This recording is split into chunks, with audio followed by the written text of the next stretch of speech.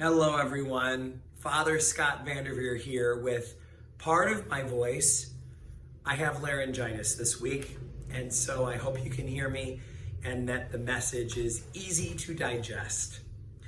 I recently gave a homily about the story we call the prodigal son, the story about the man with the two sons, one of whom takes half the money and instead of investing it into the family business, goes off and wastes it on a vendor.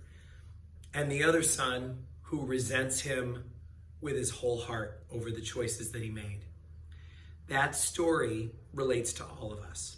Some of us relate best to the father who's been hurt.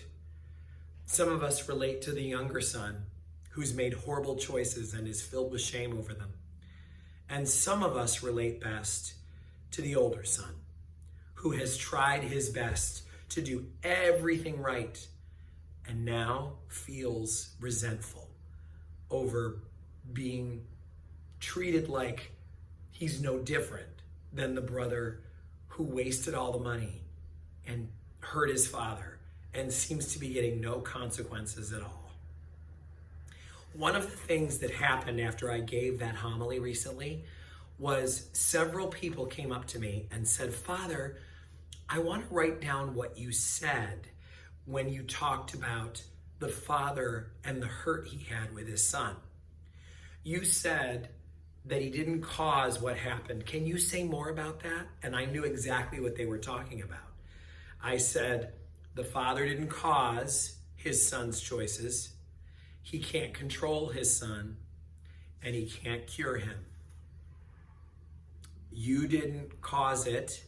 You can't control it, you can't cure it, is actually a very important foundational idea in the 12 steps. In Al-Anon, the 12-step group for those who have a loved one with a problem of alcoholism, that's called the 3 C's. You didn't cause, you can't control, you can't cure. The 3 C's are so valuable because they tell us the truth about what it's like to have an addict in our life, but not just addicts. It's about what it's like to have the awareness that we have no control over other people's actions. How many of us know someone who has a loved one, a spouse, a child, someone in their life who they love with their whole heart, but who has gone a completely different direction than they would want? How many of us know someone who has taken their life and what looks like thrown it away because of their addiction to alcohol or drugs or shopping or food or sex or whatever?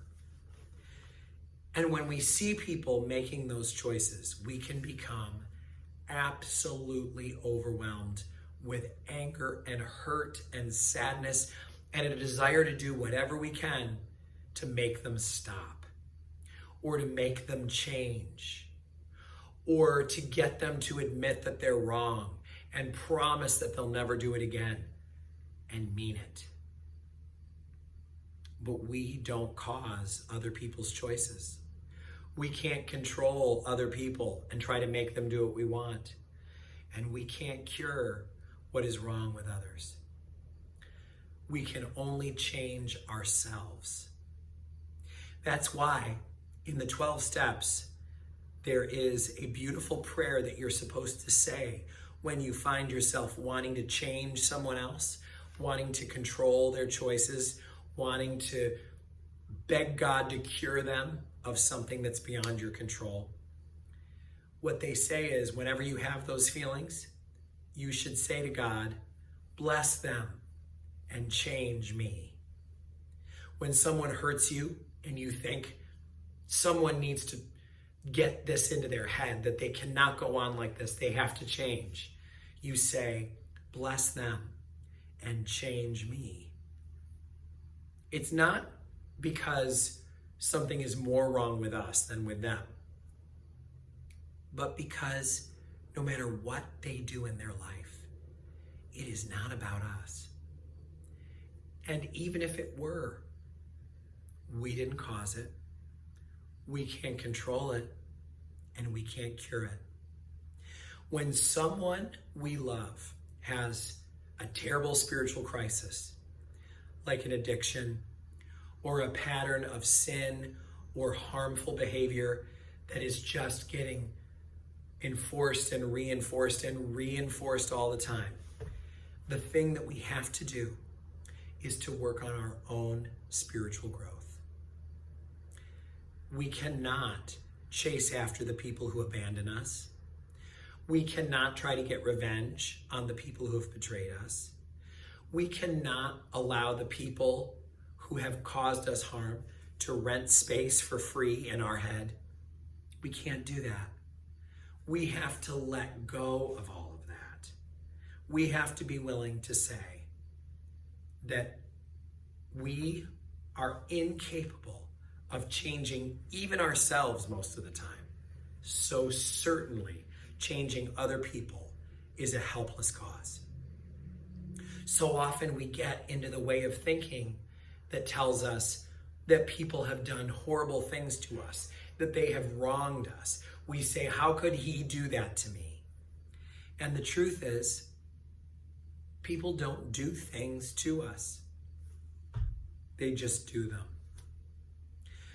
If there's someone in your life who's a narcissist, by definition, that person is not considering you when they make a choice. When we do selfish things, by definition, we're doing things that do not consider others. Selfishness doesn't consider anything but myself. And so, you hear where this is going. People don't do things to you. They just do them. When you accuse a person of being selfish, you can't in the same moment say, you should be thinking of me, or you shouldn't be doing those things to me. If they're selfish, they're not doing it to you. They're just doing it for their own reasons. And if you believe that this person is selfish as a trait, why do you keep expecting them to do things for you or considering you? By definition, that's not how they are. Do you see? You didn't cause their behavior. You can't control it, and you can't cure it.